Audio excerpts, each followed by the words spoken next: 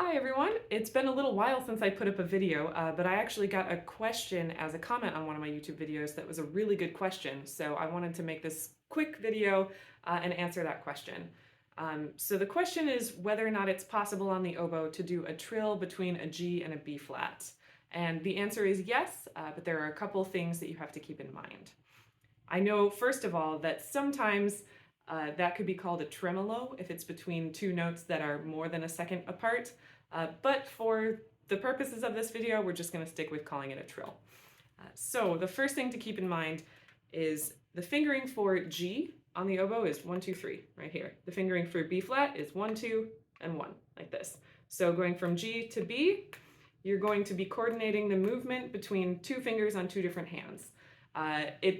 If it gets too fast, it can get a little sloppy, but with enough practice, you can usually keep it pretty clean.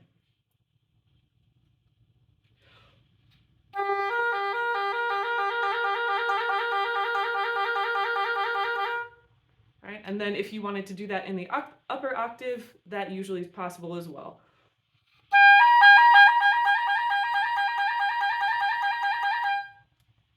All right, now if that just is too sloppy, if it's not working, there is another possibility. Instead of the standard B flat fingering, you can use the fingering for B flat on a Baroque oboe, and that is just 1 and 3, right? So going from G to Baroque B flat, all you're doing is lifting up that middle finger, not trying to make a rude gesture. But one thing to keep in mind is that on a lot of oboes, mine included, Baroque B flat it's not the most in tune note. On my oboe, it's quite sharp, actually. So here's the standard B flat. And here's the Baroque B flat.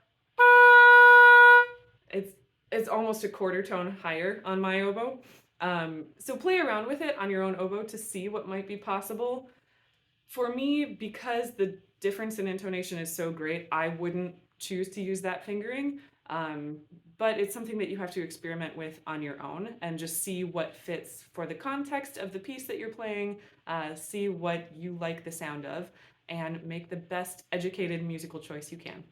If you guys have any more questions about composition or techniques on the oboe, leave a comment on the video, send me a message, let me know, and I'm happy to answer them.